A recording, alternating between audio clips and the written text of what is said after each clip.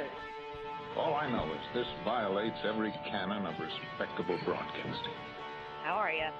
Hey, who wants to help me get this recorder out of here? I need some muscle over here. You are listening to Blame Your Brother.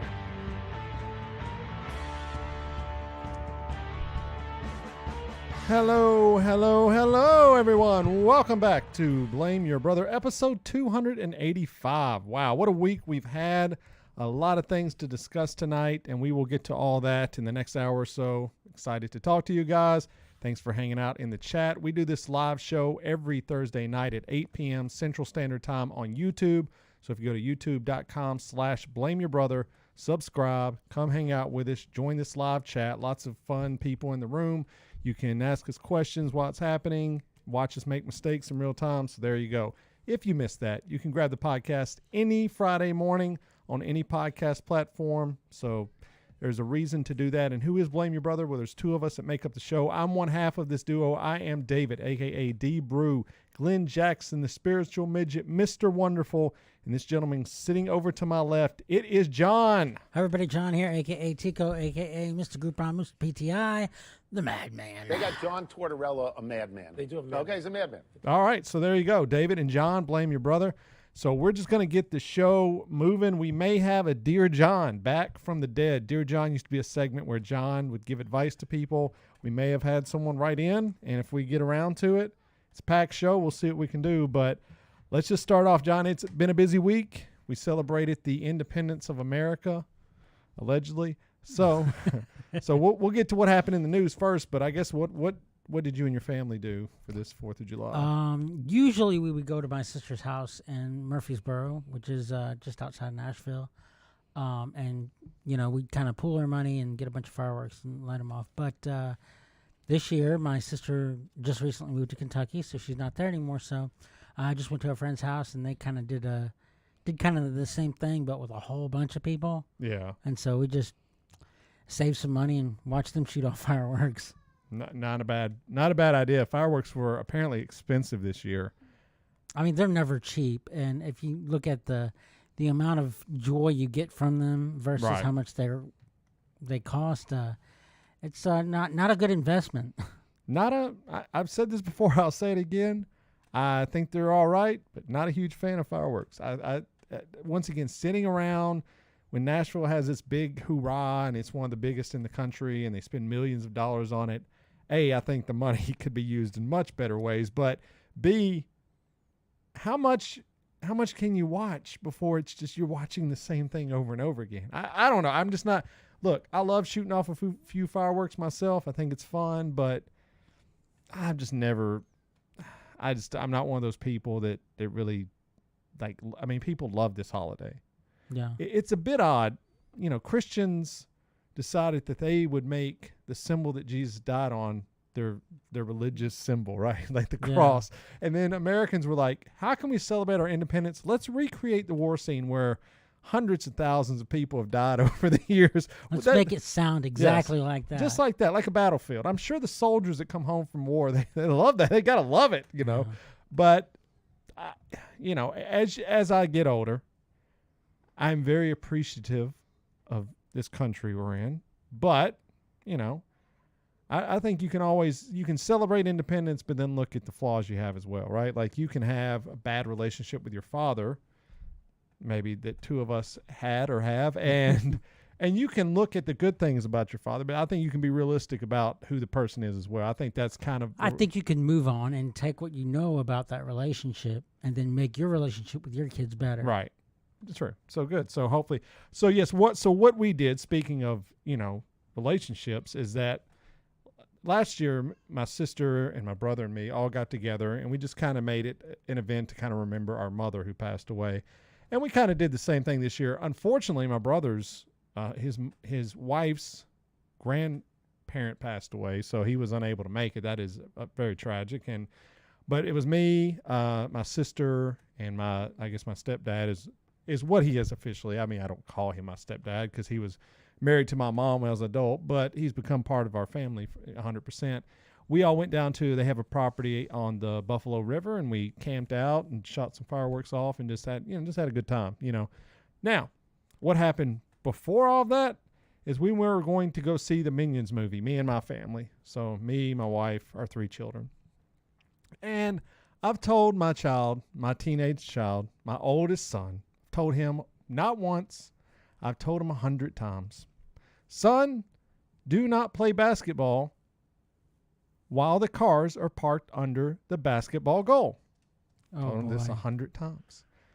Because the basketball goal is the end of our driveway. It's one of those portable ones. I mean, John has seen it, but for those who have it, it's a portable one you can kind of move, put the water in the base. I've told him 100 times, John. Well, we're getting ready to go to the movie. I mean, all the family loves the Minions. We're ready to go see the movie. We're all excited, and he comes in, and I can just tell something is wrong. He's about in tears, and he's like, you know how you told me not to play basketball? And I went, yeah. And you know, at that point, right? Yeah. You're like, I'm like, oh my God. And I went out, and there is a massive, my windshield was broke. I don't know what the massive part, there's a massive dent in my windshield. I mean, you would have seen this and imagined someone was body slammed through this car. What happened? The basketball hit off the freaking goal and just bounced onto the car. And I think because it was 100+ degrees on the windshield, I think that made it more pliable. So I've got to go get to that fixed tomorrow. I was not happy. I will say I showed restraint and nothing, if I would have done that as a child, I would have just ran. And I know people laugh when I say, but no, I'm dead serious. I would have probably just said, it's time to hit the road. I never would have told my dad. I would just start running because it would have been bad, But I was upset, and I just said, what are you going to do, man? You know what I mean? So I let my wife handle whatever's going to happen with him, and, he's got to work it off somehow. But that was pre 4th of July. I mean, the fact that he came in looking grief-stricken, yeah, I consider that a good thing. That's true. Yeah, that is true. I'll give you that. If he came in and was like, yeah, broke the windshield. I mean, that has been his attitude almost afterwards, but yeah, but I said, you did come and tell me. He could have lied. He could have just come in and not said a word about it. And you know what? I never would have known. It would have been a mystery of who broke the windshield. Seriously, I mean, I never would have known. I never would have deduced that he did that with basketball. Never. Oh, because it just doesn't make sense, right? So. I mean, I would have never. That's what I'm like. Yeah. I would assume. I assume that the goal came crashing through. Exactly. But anyway, so that was that. But 4th of July was cool. Like I said, we shot off some fireworks and spent it with family. And on the day of, which was on a Monday, which kind of stinks, because you can't really go. We used to go downtown Nashville and check out the fireworks at my work, which is right over the city. But I'm like, I'm not going down there and leaving past 10:30, getting home at past 11. I don't have time for that. Where you live versus how to getting out of town, right? Amongst all that, yeah, you'd be lucky if you got home at 1 o'clock. It'd be bad, right? So we just stay in our neighborhood. Our neighborhood is a bunch of rich white yuppies. And I said, I don't know how much these people spent on these fireworks, but my God, it was in the thousands easily. I mean, if what we shot at the river was, my brother-in-law Israel spent $200-something on it, and it was okay, but it was nothing, spectacular. It was insane. So every year, I'm just like, I don't really have to go anywhere. Just live around a rich white neighborhood, and you'll get fireworks shows. So okay. So next year we're going to the Burringtons. There we go. Come on down. It's everybody, it's a bunch of nice people. Everybody out in their lawn chairs just hanging out, whatever. So that was 4th of July for us. Now I want to get, before we get into the heavy subjects, or else some of them are light, but there's a heavy one. Let's talk about, we always like to do a rest in peace. And we had a big one today, right before the show started. James Caan passed away today. Now, most of you will know James Caan from The Godfather, obviously. I mostly remember him, and Misery, obviously, is the other one. But I will always remember him from the Nicolas Cage movie. What is? I always get them mixed up. What is the one where Nicolas Cage gets married to Sarah Jessica Parker? That is called Honeymoon in Vegas. Honeymoon in Vegas. That's where I always remember James Caan from. The poker game. Yes, because James Caan is in love. Let me give you the plot of this movie real quick. Honeymoon in Vegas. Nicolas Cage is a man with commitment issues, and Sarah Jessica Parker wants to get married. So Nicolas Cage takes her to Vegas, and he's going to get married to her, but he's also a gambler, Nicolas Cage is. And while he's there, he meets James Caan. Now, unbeknown to him, James Caan was married to a woman that looked exactly like Sarah Jessica Parker, but was not Sarah Jessica Parker. So James Caan wants to marry her to rekindle the romance. It's a weird story. So he basically gets Nicolas Cage into a card game that's fixed, and the stakes of the bet are, I get to spend the weekend with your girlfriend or fiance. It's the bonkers plot right there. Yeah. And it goes crazy. It's Nicolas Cage. I believe it is. It's not his most Cage, but he's very cagey in this movie. I mean, at one point he's dressed up as Elvis jumping out of an airplane. But anyways, most people, you also might know him in Elf. That's another one where he kind of came back. Oh, yeah. He was 82 years old. Did not disclose the cause of death, but he came into fame when he played Brian's Song, which is a tearjerker movie. It's one of those football movies that gets you. It gets you good. It's based on a true story. But 1972, Godfather made him a star for everyone. He was Sonny Corleone, of course, goes out in a hell of bullets. Fantastic. He was in a bunch of movies after that, but once again, I think he popped back into I think Misery was his Misery. big. And Misery is a great movie.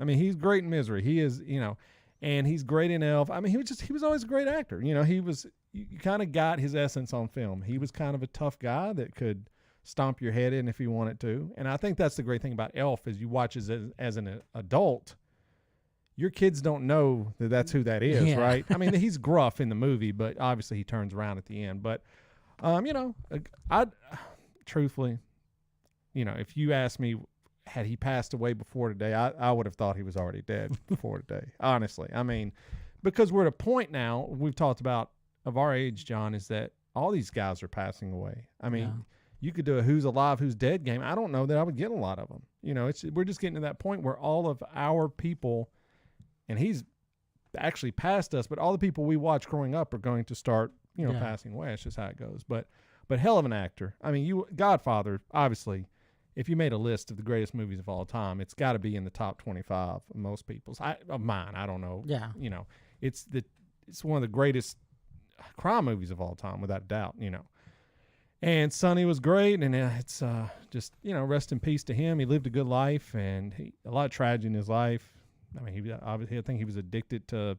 I don't know if he was an alcoholic or something at some point. His sister passed away early on in his life, so I don't know, man. But he's got a legacy of films that will live on forever, and what more can you really ask for? But what is your favorite movie of his, if you had to pick one? Because like I said, I honestly, I mean the one I think is the greatest is Godfather. Right. But what's your favorite? See, I would say my favorite's Honeymoon in Vegas.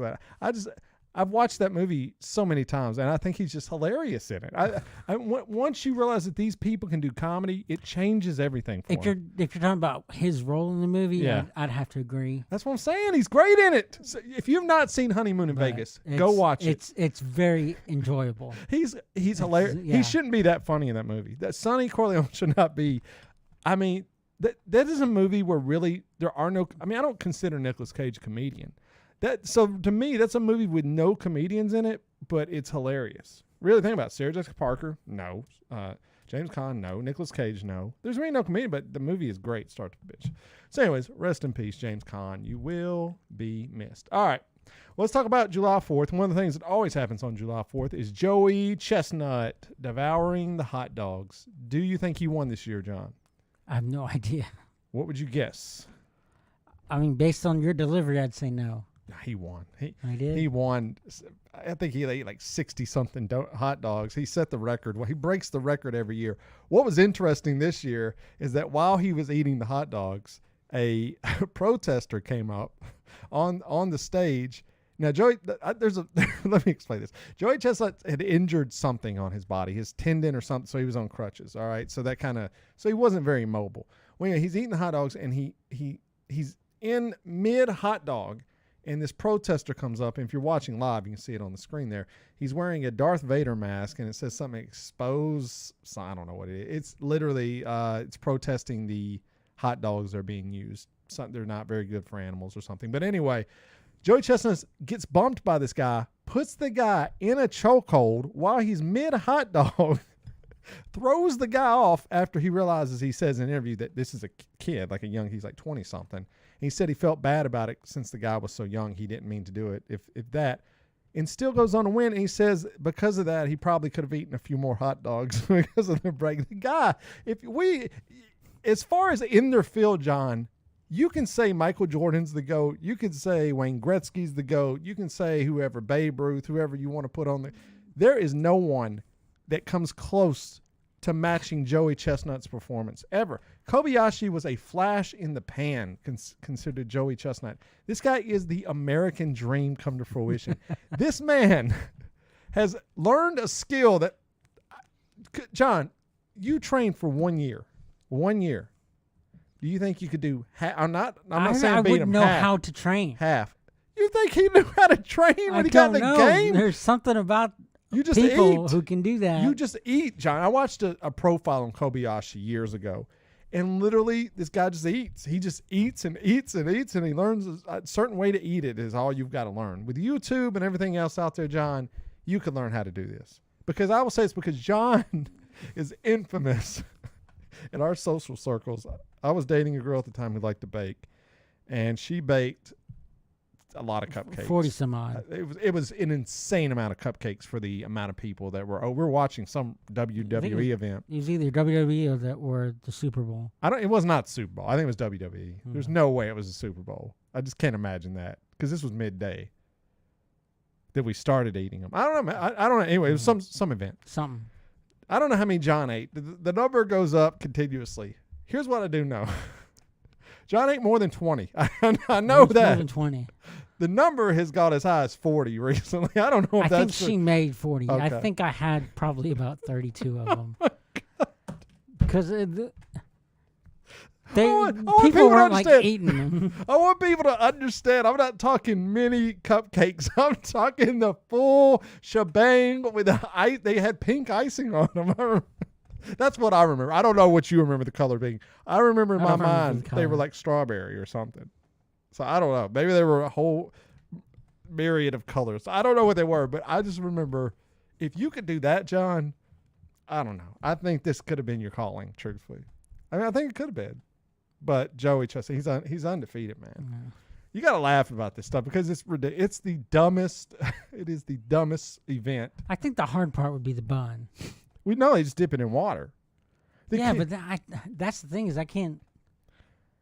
There'd have to be a whole lot of money in it for me. To me, by dipping, because I've heard that Kobayashi, whatever his name was. Yeah, Kobayashi. Yeah, you're right. That was his thing is he always dipped the bun in the water, and that makes it to where it takes up less room. It just dissolves. I mean, you're able to dip the whole thing. And so, but the thing is like, I like hot dogs. Okay. But that would ruin the hot dog, and it's just like I don't think you're past enjoying. I know at that this point stage, you're right? not supposed to, but I mean it's just like I can't wrap my head around dipping it in water. I can't either. I could probably eat. I mean, life on the line, gun to my head. I haven't eaten in a couple of days. One sitting, maybe 7 hot dogs, maybe 8. There's no way I'm getting to 10. I couldn't see it. And you're talking bread and all. There's 0%. I think I think I could go 8 on a normal day. 8 on a normal. I just said 8 with a gun to my head. I think I could do 8 on a normal day. But I mean 8 is far removed from 60. Yeah, but no, I know you got to build up. Obviously, I'm not saying you could. Maybe you're Joey Chestnut Jr. I don't know, John. I don't think I could do don't that. know what you are. Who knows? Well, it's a funny story because we got to get into serious stories now. All right, so it's January 4th. What would be more American than a mass shooting on July 4th? Well, it happened. It happened. So it happened in Highland Park, Chicago.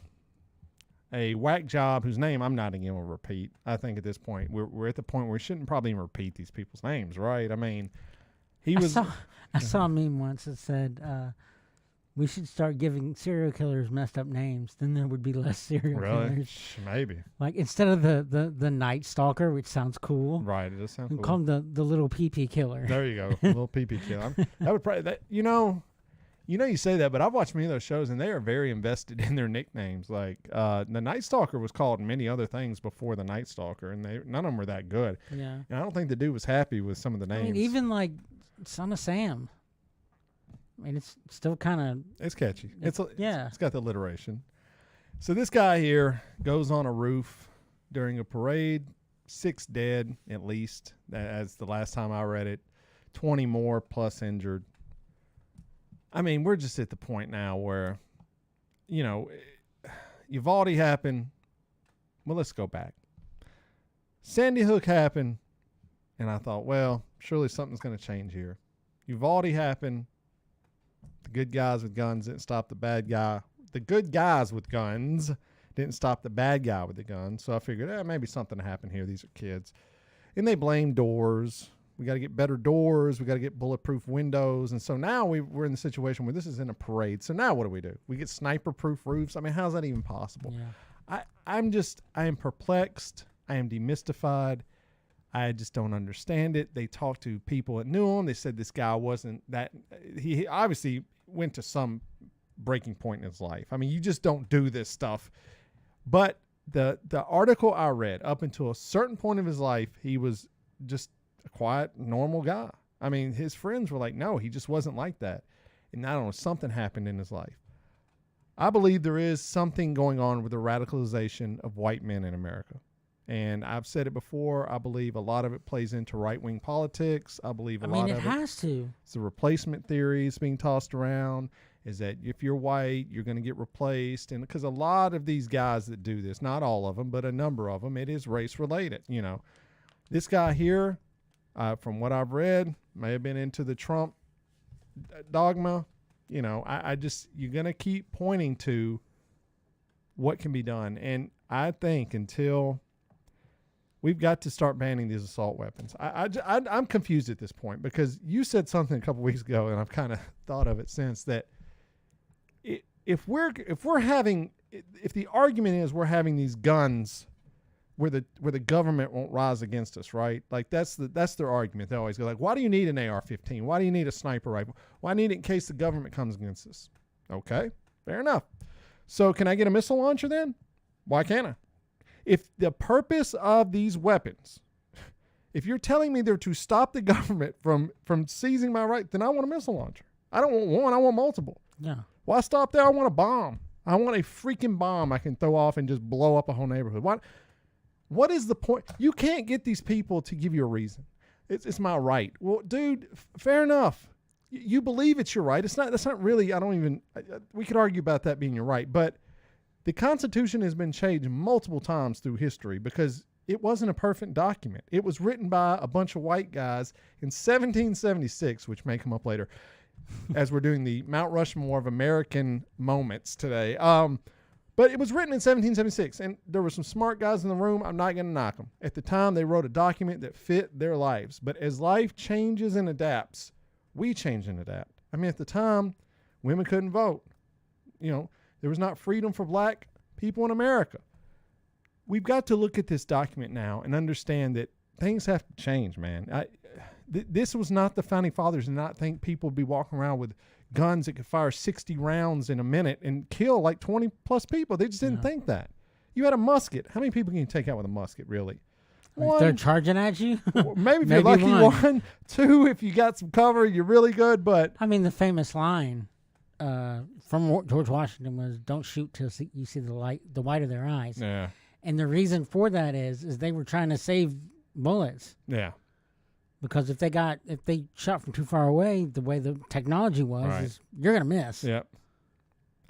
I hear you. I just don't know, John. I'm just like, I'm getting burnt out on even discussing. You're hearing politicians come up and say the craziest things you've ever heard in your life. One woman today, I saw the clip, a representative, I believe from Alaska.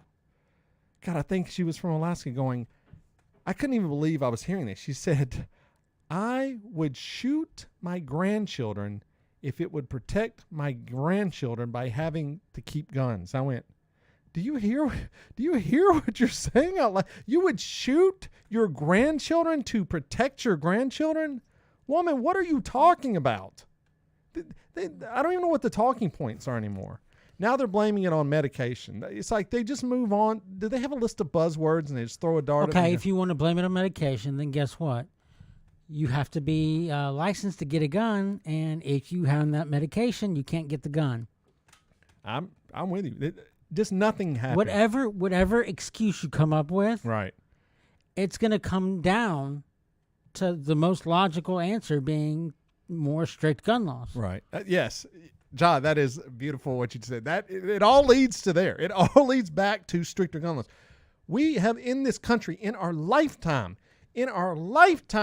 put a ban on assault weapons. Did the government take us over in the 90s? Because I missed that. Were we in the Young Republicans, John? We missed the government in 94 when Clinton banned assault weapons. Did we miss when the government tried to take over and we fought them back? In that argument, I hate it because, like, why would the government want to kill half the population? I don't even understand that part. They need us. We're like worker ants, man. You can't kill all the worker ants and then expect the colony to keep going. It's sad. There's orphans now because of this. There's fathers that died, mothers. There's the saddest story is always, there's always one. I mean, all of them, but a young kid was 2 years old. Both of his parents died. Now he's an orphan because of this. And I don't know what this guy's reasoning is. It doesn't even matter at this point, man. It doesn't matter. The first thing There's not a justification for no, this. the people, was he right? Was he left? I don't care what he was. Who cares? He was wrong. Yeah. Yeah, that's the important part. And you look at this guy, and I've had the theory for a while, and I used to say it early in episodes, and I got a lot of crap for it, but I'm bringing it back, man. And I think is face tattoo.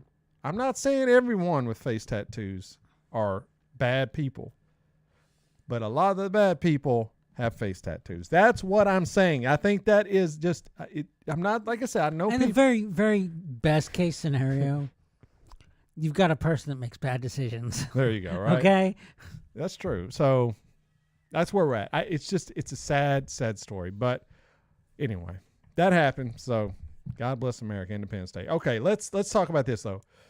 I finished watching Umbrella Academy Season 3. Finished yesterday. I want to talk about it with you.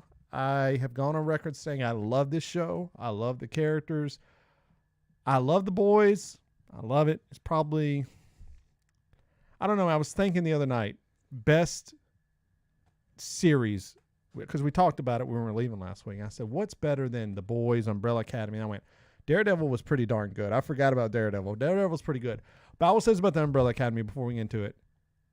I think it's I love these characters the most. Better than The Boys, better than even Daredevil. I love these characters. I love them. I think they're all flawed, but they're so great. Just The reason is why they're all flawed. Right. I mean, have you known anyone that was homeschooled? Oh, yeah, I have. Okay. There is this level, and I mean, for those of you who are listeners that have been homeschooled, and I know a lot of people, having been a member of the LDS Church, that's a thing. A lot of them do that. Right. I know a lot of people who are homeschooled, and there's a little social thing that's kind of missing. I agree.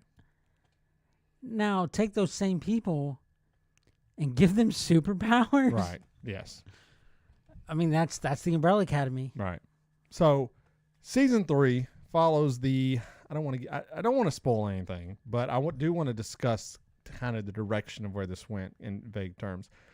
Season 3 explores the Umbrella Academy meets the Sparrow Academy, which I don't think it's too much to give it away that this is an alternate timeline where instead of the Umbrella Academy, he picked 7 different people. Yes. 6 different people. 6 different people. The main guy. If you never watched it, it's not that hard to follow. I would say if you're going to start watching it, you definitely have to start at season 1. I mean, 1. imagine like Professor X type, but like cold. Yeah. Yeah. Kind of Magneto-ish. Kind of I'd even say colder. Yeah, for sure. Because he honestly didn't view them as his kids. No. It's like he was literally raising weapons. Yes. Whereas even Magneto, there are points he cared about him a little bit. He has a driving force. Yeah.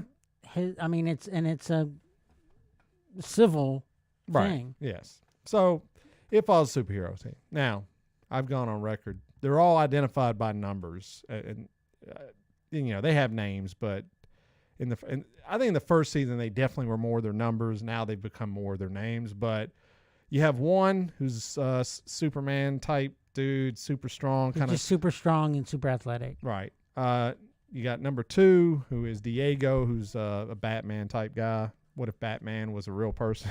Yeah. That's how I look at it. Number 3 is Rumor, she's a Hollywood actress who can control people with her voice. You have number 4, who is Ben, right? No, Ben was 5. Oh. No, 4. You're right. Okay, 4. 5 is my favorite. 5 is a 12. 5's everybody's favorite. He's the best. 5 is, I would say that though. 5 is a 12-year-old who's lived a life where he's 80 and came back. He's 12. He's I'm giving you the bullet points. He's lived multiple lifetimes because Yes. he's found a way to time travel. Right. But his body did not age. Right. 6 would be Klaus.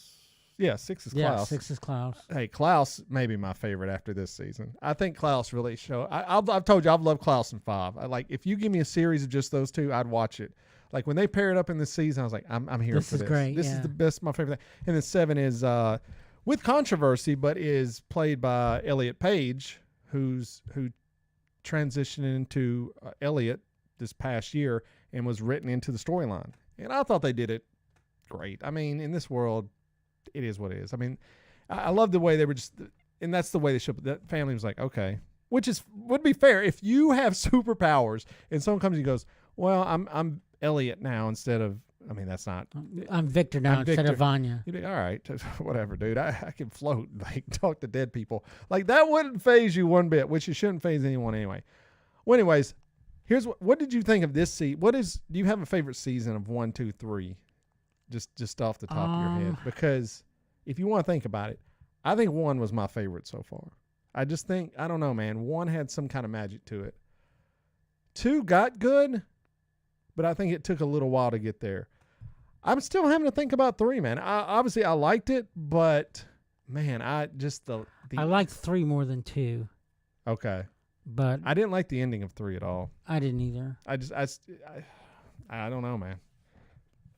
I mean, I know they're obviously going to do something with it, but hopefully. Season 4 has not been greenlit yet for production. So, I would hope. I mean, if it ends like that, man, that's a bad ending.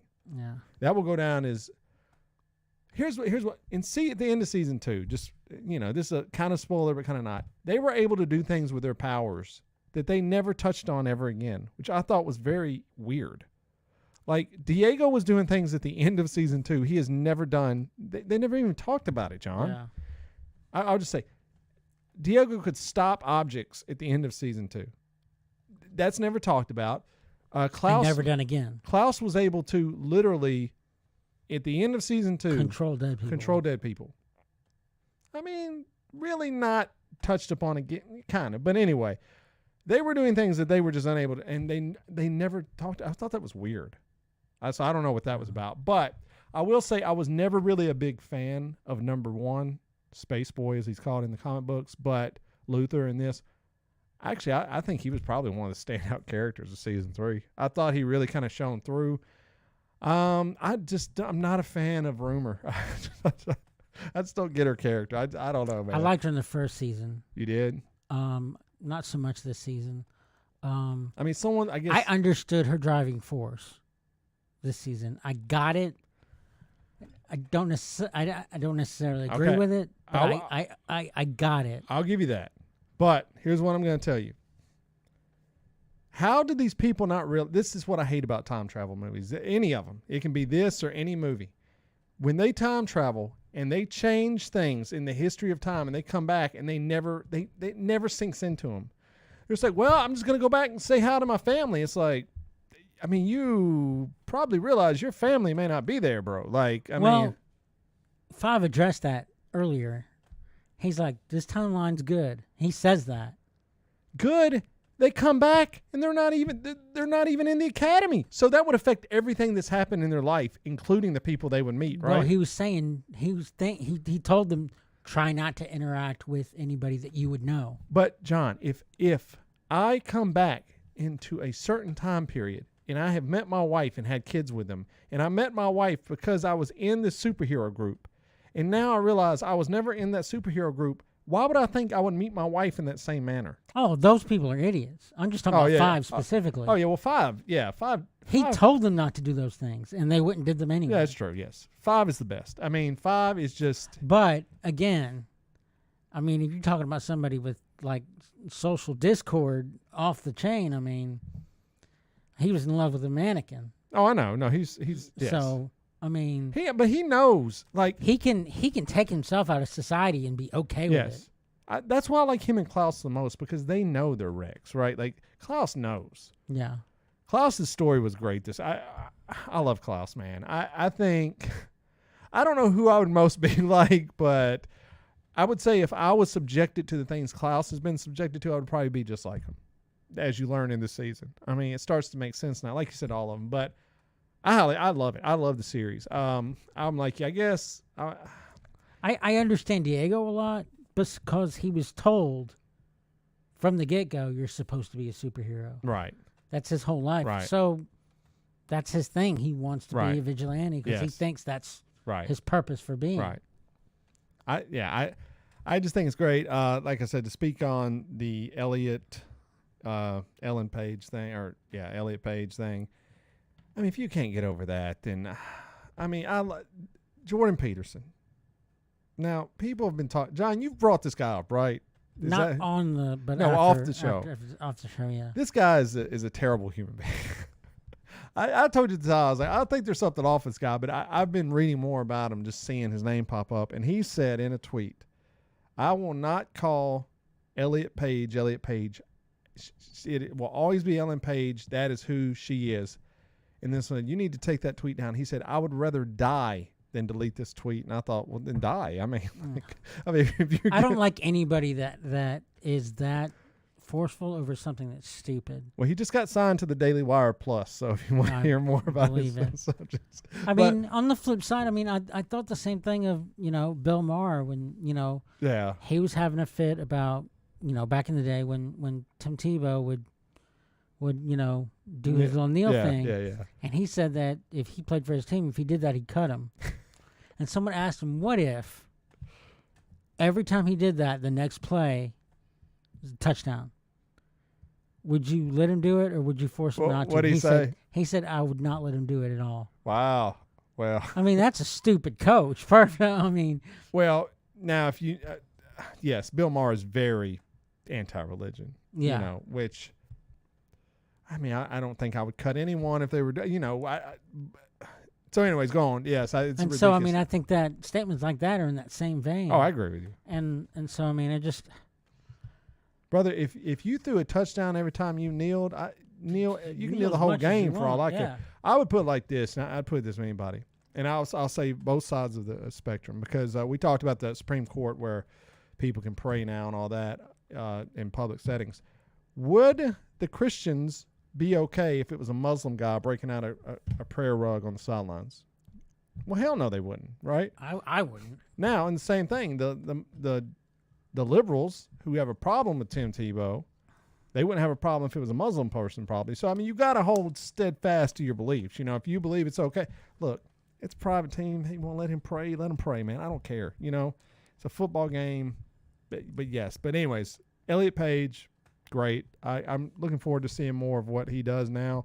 It's going to be interesting how the public addresses it. Not that, I mean, Elliot Page was in Inception and Juno, I forget, but I was curious before the season started how they were gonna fit him into the show. I think it was a wise decision on the hands of the show. You got to do it for this type of show, right? Yeah. This is not a real. This is a fake reality show. I mean, this is bending reality. I mean, so it's fine, and they kind of gave a reason for it, and it kind of plays. So. If you're watching it, let us know what you thought about it. I'd like to hear, but I'm ready for season 4, and I know it just ended, so we're not getting it for like 2 or 3 years, but I love this. Created by the guy from My Chemical Romance. Yeah. Unbelievable. The comic book is great as well. Fantastic idea. All right, well, let's see here. how fast do you want to do Dear John in like 5 minutes and then jump to the Mount Rushmore? Sure. All right. It is time for this segment that has been brought back from the dead. It is, I hope this is the right sound, or Dear John.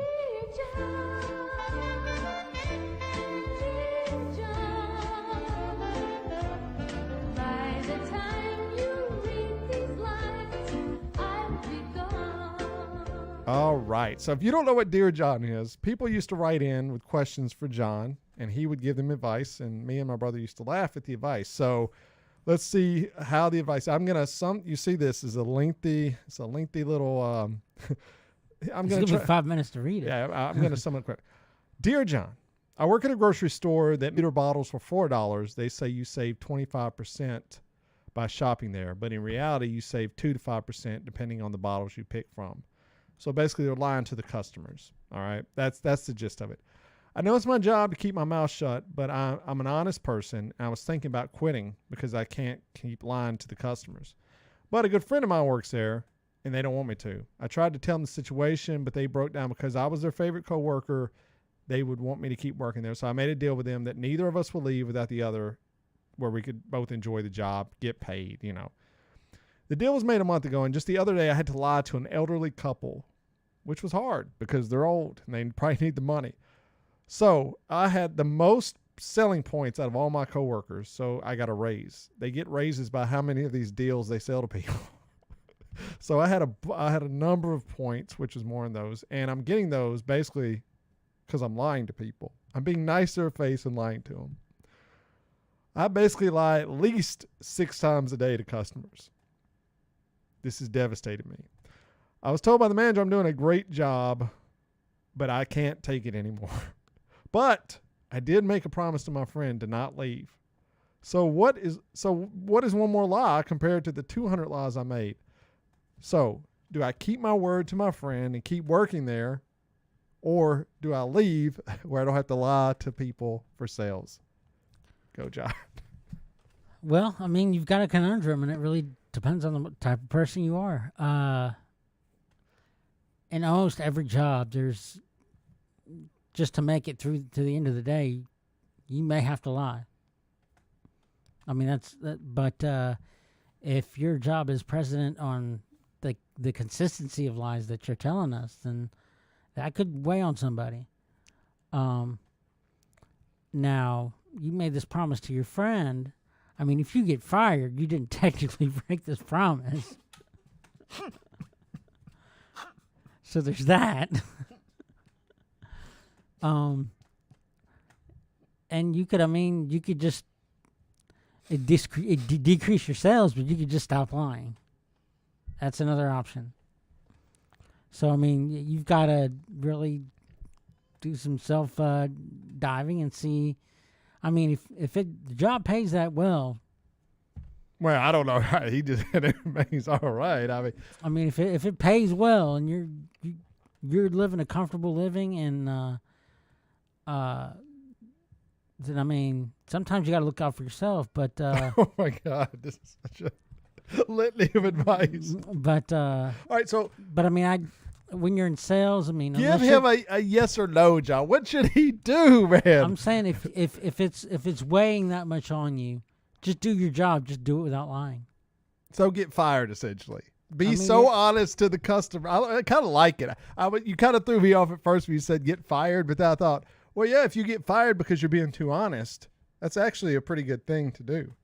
John, could you work at a job where you lied to people on the regular if you got paid well? Are you saying if you were in the Trump administration, just hypothetically, the year is 2020, the election is over, Biden has won the election, you're Trump's lawyer or whatever those people are, his consigliere, would you go around lying to people knowing you were making good money doing so?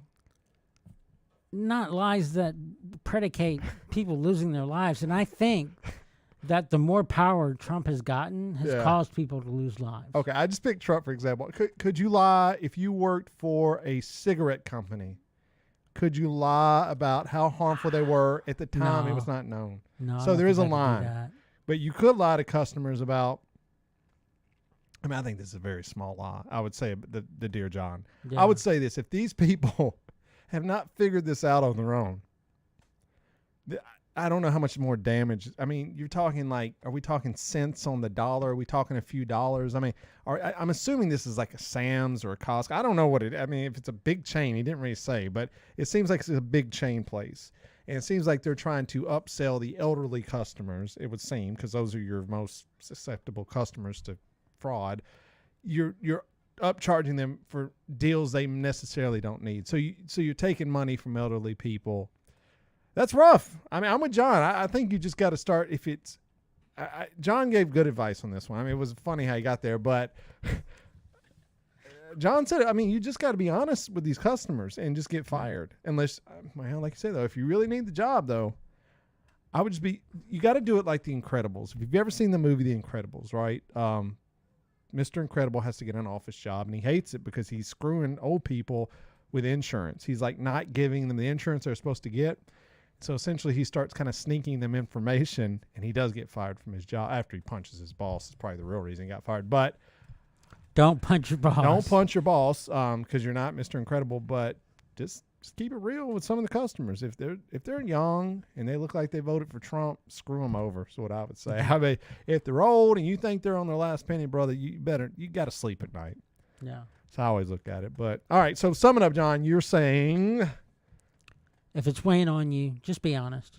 There you go. That's Dear John.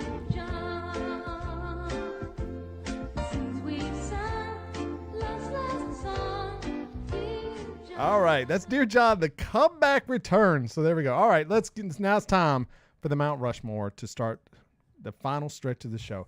All right, for this Mount Rushmore, we said, what are we going to do the Mount Rushmore? We said America celebrating its independence. It's birthday of sorts. So we're going to do the Mount Rushmore of American moments. Yeah. Good or bad. Good or bad. Moments that defined the country that is known as America. So this was an interesting one to do.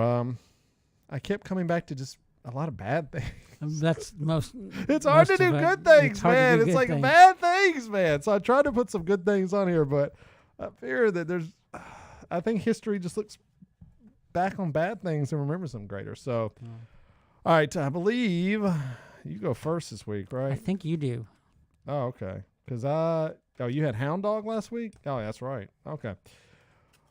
Okay. Well, then my number one. You've got to go. And I looked at all the history, man. And I had to relearn some of the history this week. But how do I not pick July 4th, 1776?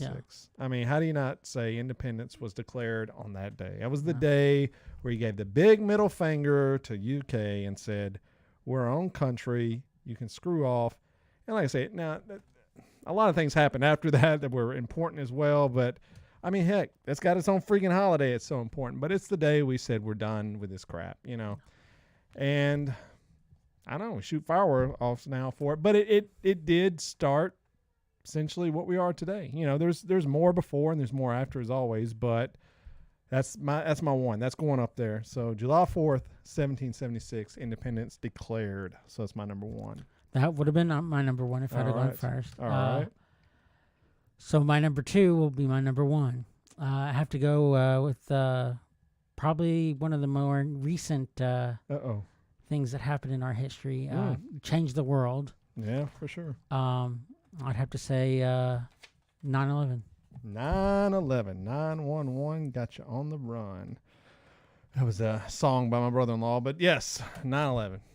I mean, what more do you need to say, right? I mean, it's changed everything. I mean, it changes the way we travel.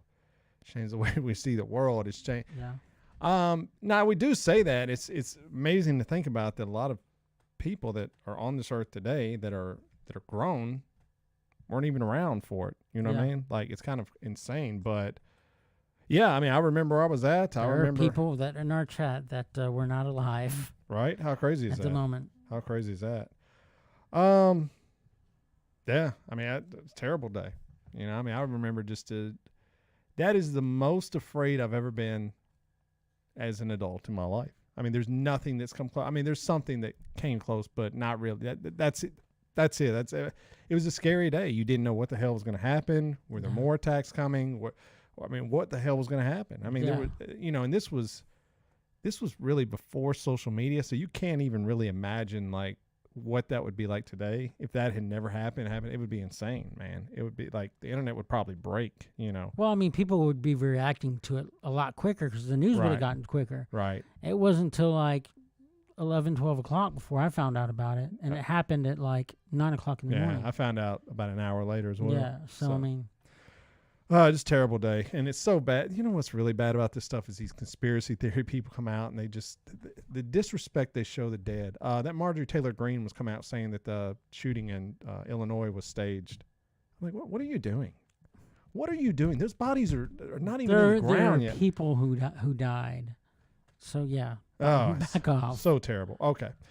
All right, well, let me go with a day. So you will pick 9/11. So I'm going to pick a day that will live on in infamy.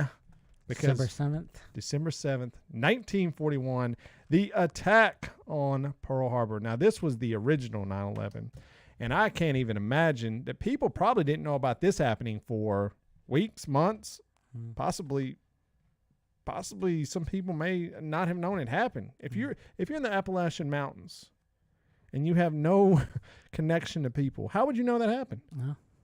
You wouldn't. You wouldn't, right? But yeah, obviously, the day Japan bombed Pearl Harbor, many lives lost. That changed the course of the world history. You know, that changed everything right there. I don't know, man. I've read about it a lot, and I just don't understand the mindset of what Japan was doing. I stuck to this day. I just don't understand. Like it.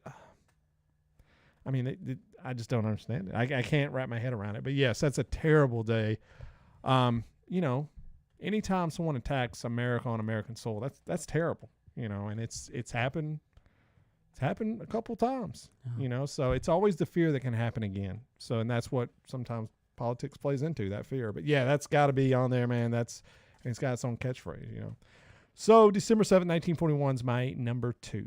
All right, John, what you got? My number 2.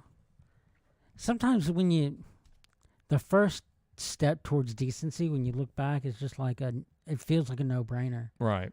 But at the time, it's a huge thing. And so I'd have to say that the Emancipation Proclamation. There you go. November 19th, I don't know. Well, the Gettysburg Address was that. I don't know. The Emancipation Proclamation was after that, right? Yeah. Okay.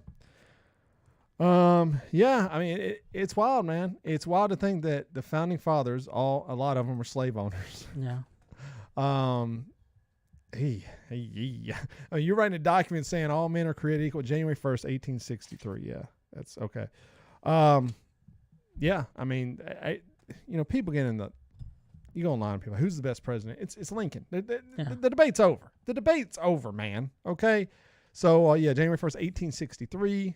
Abraham Lincoln issued the Emancipation Proclamation that all persons held as slaves shall be free. What a day. What a day. All right. Well, that's a good one. Let's move on to the next one then, because I definitely had that on. So if we're going to go there, I'm going to one-up you there. And, I'll go something terrible again. Let's just go something terrible. Go terrible. All right. I've got a list of people that got murdered. I'm trying to really, in my mind, determine which is the most important. And I think they're all bad, obviously, but I think the one that probably is going to hit home the most for me, and I probably explain it, but I don't know, you got to go November 22nd, 1963. JFK assassination was insane. I mean, you mentioned earlier the words conspiracy theory, and there is no conspiracy theory that runs deeper than the assassination of JFK. When you talk to people, boomers, if you really talk to them and you ask them,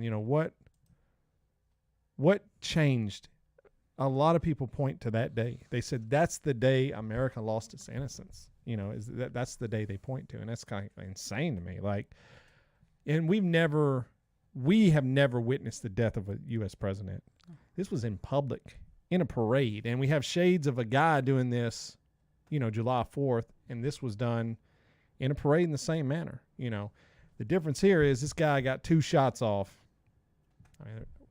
pretty good 2 shots, I guess. I mean, you can understand why people have some conspiracy theories about this. I mean, I understand why they do, and sometimes the facts in our head don't add up. I don't really believe. I believe anything's possible. But if you hook me up to a lie detector, do I believe there was a conspiracy theory? Not really. But of all the conspiracy theories out there, the Kennedy one, I can at least go, I don't know, man. Like, there's some weird stuff that don't add up. I mean, this guy was I mean, the fact that the guy killed him was himself assassinated a short time later. That's weird.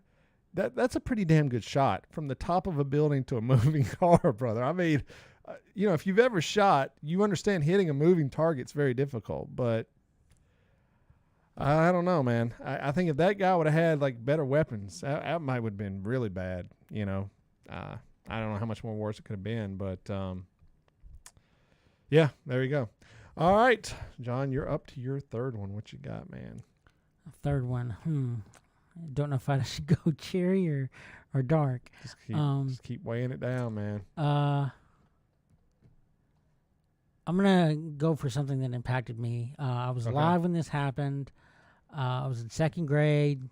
Watched it on TV. Good one. I didn't even think about this. Watched it on TV. The teacher rushed to the television set to turn it off. I bet she did. And that was the explosion of the Challenger. Good, John. I didn't even think about that when I was trying to rack my brain. But that's a crazy one. They were letting us watch that live when it happened. Mm-hmm. Can you even imagine? It's crazy. I remember coming home.